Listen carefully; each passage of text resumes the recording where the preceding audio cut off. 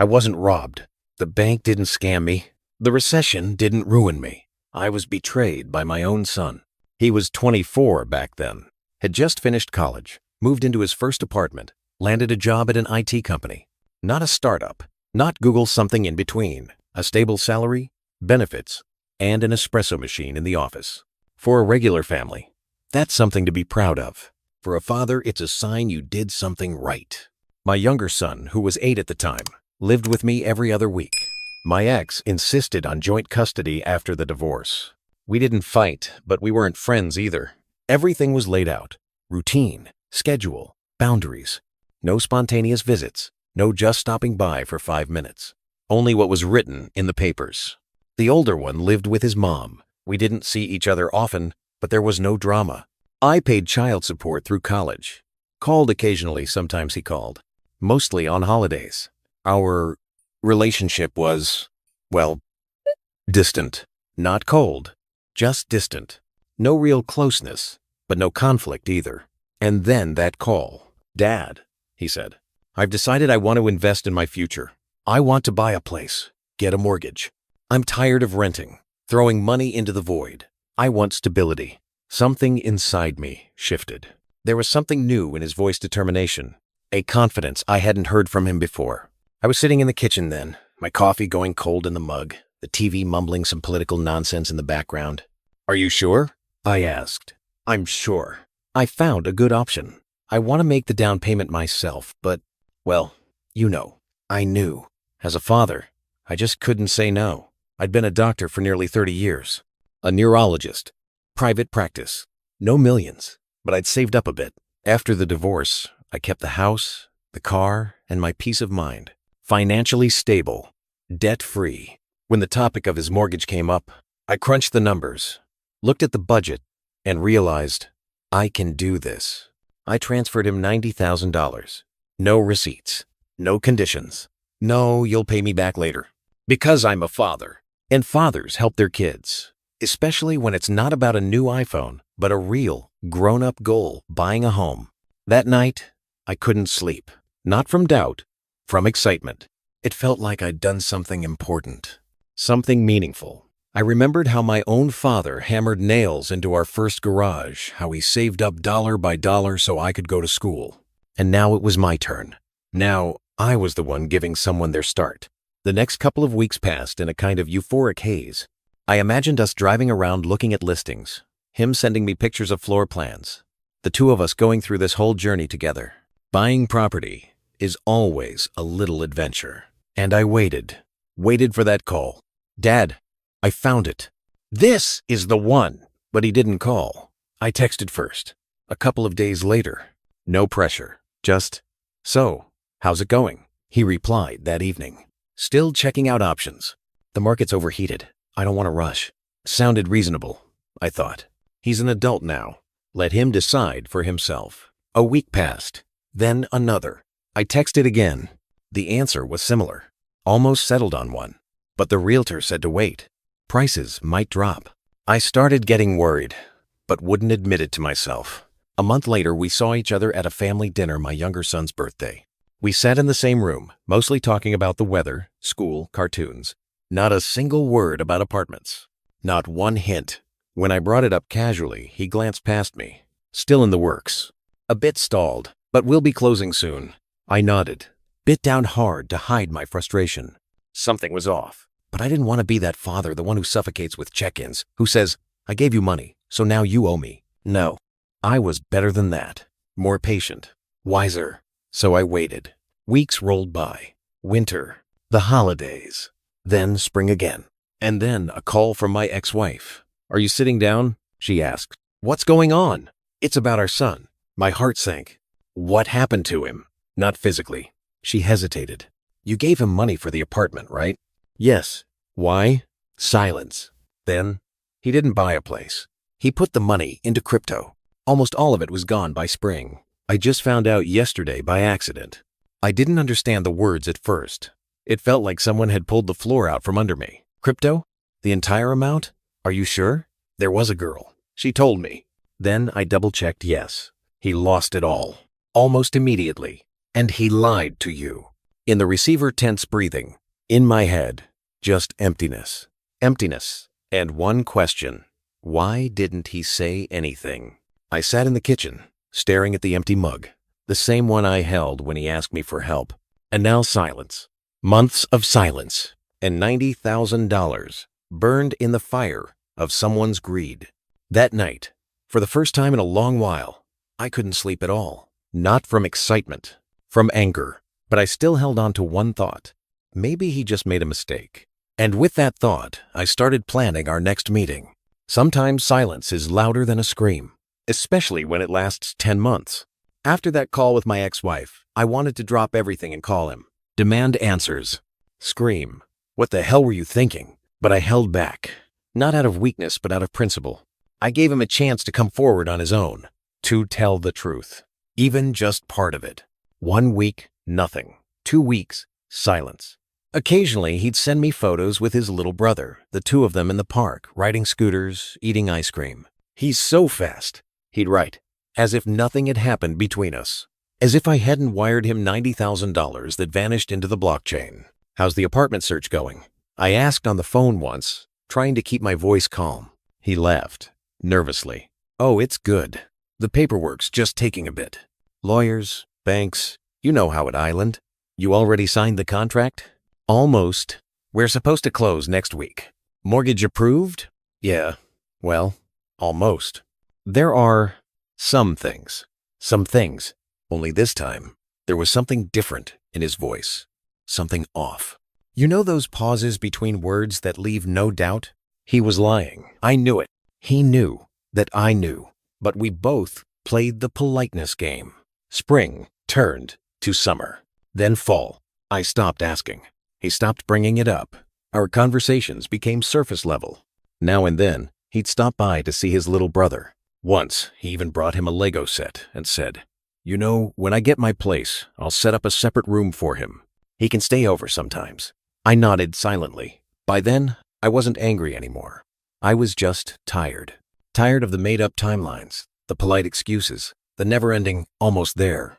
And then a new call. "Hey, it's me again," my ex said, her voice trembling. "I don't know how to tell you this. Are you sitting down? Say it."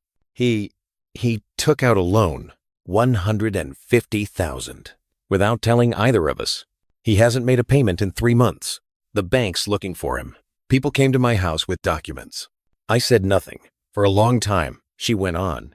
"I don't understand what's happening." He said everything was under control. And now I don't even know where Island. He won't pick up. No texts, nothing. Have you heard from him? No, not since early September. Please, do something. I can't deal with this alone. I hung up and sat down. Just dropped to the floor in the hallway. My forehead rested on my knees. My hands were shaking. I didn't know which feeling was stronger, rage or shame. Shame for believing, for defending him, for making excuses. I opened my laptop, typed in his name. Within minutes, I found his profile on one of the crypto forums. Alias only, but the photo was his. Last post 4 months ago. Big game means big risk, but also big return. And the comments fragments. The project shut down, no refunds. And his last of the research. Straight up scam. Investors got nothing. Then silence. The account was dead. The next morning, I went to the bank, introduced myself, said I was his father, showed my ID. "We can't discuss your son's account without his consent," the manager replied. "He's an adult, legally independent. But can you at least confirm if he took out a loan? And that he's not paying?" The manager glanced at the screen. His face went blank. "Sorry, that's confidential information."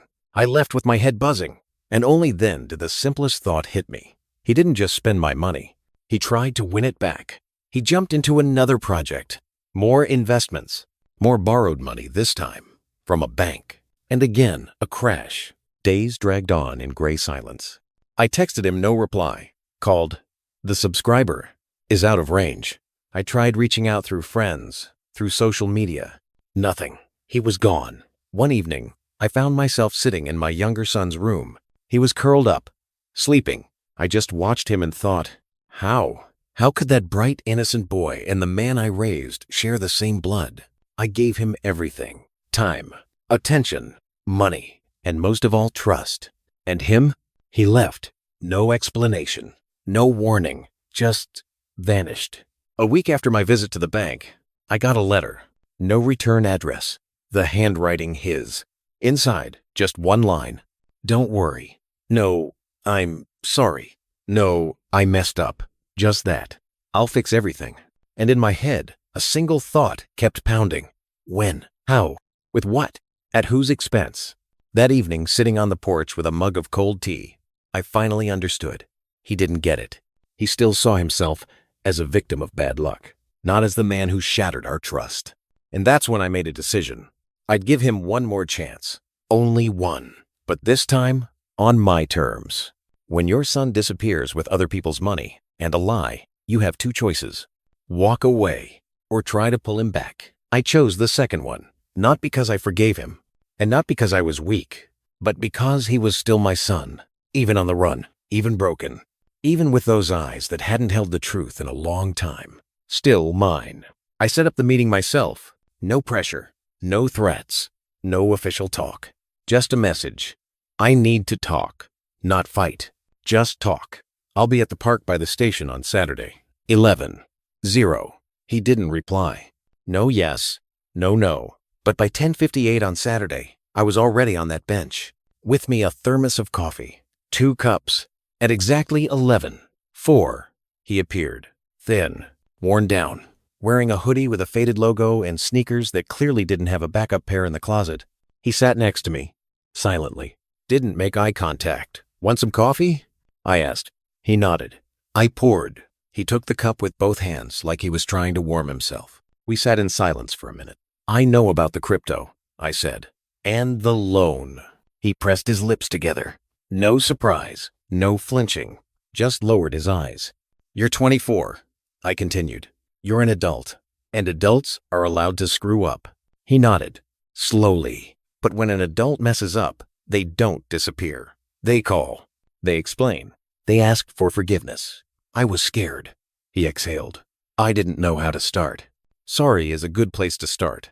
Matey is now sovers. He nodded again. Pause. Then he exhaled. I didn't want to lose everything.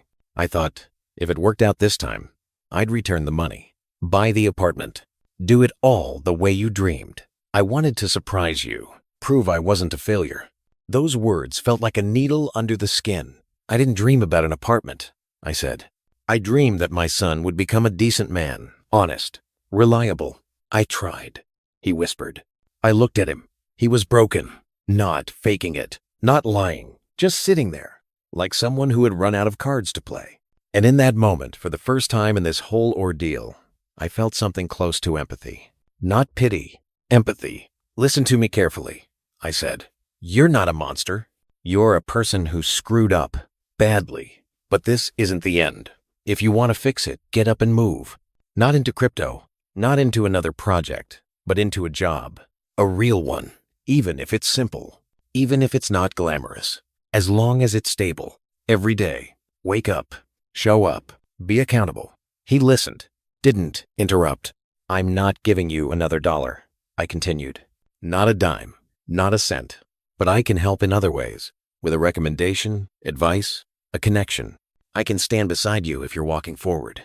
He nodded. Quickly. Then, more quietly. No lies. No tricks.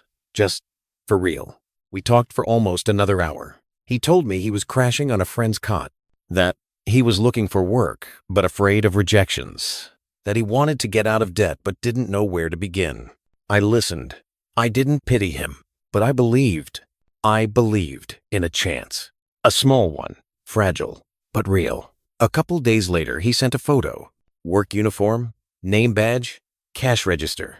Got a job at the supermarket. Starting on register. Later, I'll try for stockroom. I replied. Good start. Don't quit. A week later, another message. Got through the interview for delivery shift. Evening work, 5 to 9. I hit like. Didn't overdo it with words. We started talking more often. Still not close, no. But without lies. Without manipulation. He even dropped by once with a bag of buckwheat and fruit. This is for you. I know you can buy your own stuff, but I have to start giving back. I took it. No drama. Just said, thanks. My younger son started asking where his brother was. Does he live in a real house now?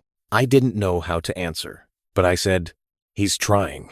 And that's what matters. A month passed. Then 2. Everything was steady. He texted, working, exhausted, night shift tomorrow. I smiled like an idiot, getting messages like, bought a winter coat on sale. Tiny steps, but in the right direction. And I started to believe, not in miracles, but in the idea that he'd finally chosen the path of a grown man. And then he disappeared again. Disappearance has a scent. Sometimes it smells like anxiety, sometimes like routine, and sometimes like betrayal. He vanished almost quietly. At first, he just texted less often. Then he stopped replying at all. At first I thought, he's tired, overloaded at work, maybe got sick. But a full week of silence. That's not just being busy.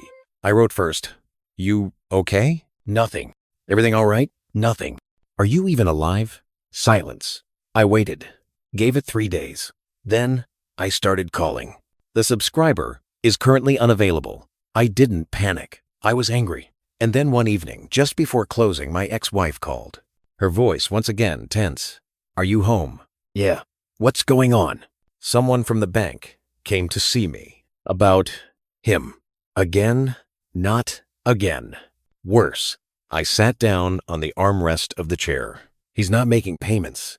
It's been 3 months now. Wait, you said he got a job, that things were getting better. That's what I thought too. But this is a new loan. Another one. $150,000. I froze. What do you mean new? He took out a second loan. After your talk with him. After that meeting in the park. After all his promises. This whole time, he was just getting ready for another deal. I felt something crack inside me. Not break crack. A dull snap you don't hear with your ears. Only from the inside. Are you sure? I asked, but I already knew the answer. Yes. I checked. The documents are in his name, with his address. No payments have been made. The bank's trying to reach him. He's not answering. The next morning, I found a lawyer. Asked him to dig up everything he could. A day later, he came back with the answer. Your son did take out a $150,000 loan from a commercial bank. Funds were dispersed in stages under the pretense of launching an IT project. What project? No data. The listed contacts are fake. Website domains are dead. Phone numbers disconnected. All signs point to a Ponzi scheme. I clenched my fists. The lawyer continued. The bank has initiated a recovery process. If unpaid, this goes to court, collections, and potentially criminal fraud charges. I stared at the paperwork like looking into a dirty mirror. There he was, my son. Name, birth date, signature. And next to that, a scam. Debts. Lies. 3 days passed. I didn't sleep. Didn't eat. I wandered through the house like a ghost. In one hand, printouts from the bank. In the other, the old mug from the morning he first asked for help. And all I could hear in my head was his voice from the park. I just want to start over. For real. For real? What was that then? Another rehearsal? Sunday. I drove back to his place. Same sign on the door. Rang the buzzer silence. An elderly neighbor lady opened her door just a crack, still in her robe. The young man you're looking for. I think he left. The car's been gone for about a week now. Did he say anything? Just that he had an urgent business meeting. But he looked bad. Really bad. Pale. Empty eyes. Like there was nothing left in him. Later, I found further proof. On a crypto startup forum, a new post appeared. Launching a new project. Early stage seed investment opportunity. Team of pros. Former Google and Amazon engineers. And at the bottom, his nickname. The same one he used when he wrote about the big game. Avatar old, but still recognizable. He was looking for money again. Building another pyramid. Trying once again to make it all back. And that night, I sat at the table and started writing. Not a letter. Not a message. A legal notice. I, full name, hereby declare that as of this notice, I bear no responsibility for any actions committed by my son. I put everything together, clearly, without emotion, made copies, filed them with the bank, notified my lawyer. I no longer wanted to be the man dragged under by someone else's debt. I was a father, but I wasn't a bank, wasn't an insurance policy, Wasn't a life preserver someone could grab every time they started drowning because of their own choices. 2 weeks passed, and then a call. Unknown number. I answered. Dad. Him. The voice hoarse. Just one word, but behind it, a storm. We need to talk, I said. Where? Neutral ground. No surprises. No masks. Are you mad? I'm calm, but I can't promise that'll last. He exhaled. Okay. When and where? We agreed on Saturday. I arrived first. In my hands, a folder full of documents. I didn't know what my first words would be, but I knew one thing for sure. This would be the end. You're never really ready for the final meeting. Even if you've rehearsed it in your head 100 times, it still plays out by its own rules. We met in the park, same bench where we once drank coffee. Only now, it was autumn. Wind. Leaves underfoot. He approached quietly, like he didn't want to disturb the air. Same downward gaze. Same hands in his pockets. Hey, he said. Sit down. Saturday. In silence. For a long minute, we just listened to a crow cawing somewhere in the distance. I didn't stall. I know everything. He didn't flinch, didn't act surprised, just quietly said, yeah. I took the loan. Again. Yeah. And you didn't tell me again. I wanted.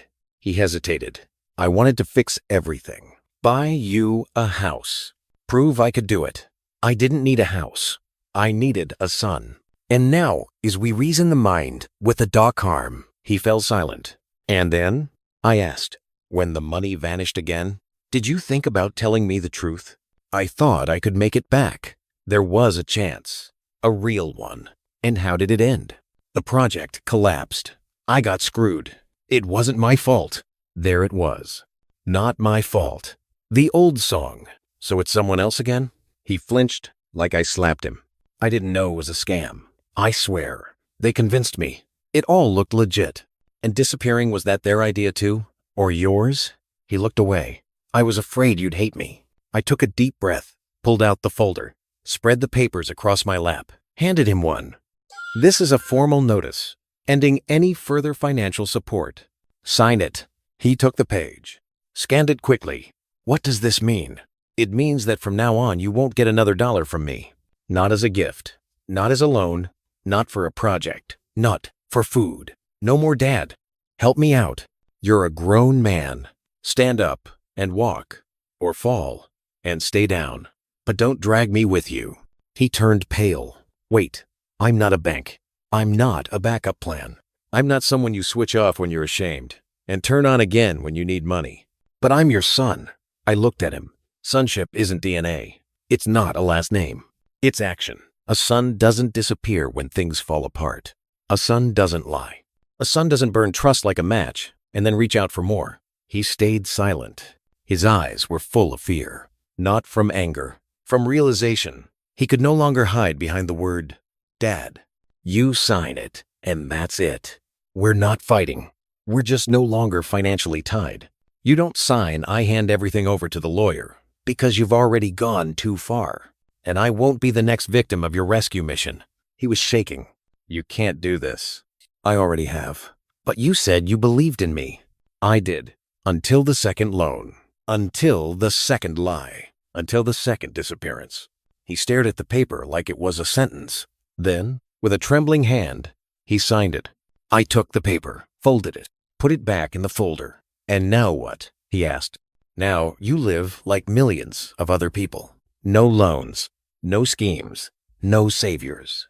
If you want to work, then work. If you want to rebuild trust, start with honesty. But from now on, not a dollar, not a life raft. He stood up, walked off, slowly, like he was carrying everything he'd destroyed on his back. I stayed seated, watched him walk away, and felt only one thing: emptiness. Not anger, not rage, just emptiness. It's been 3 months since then.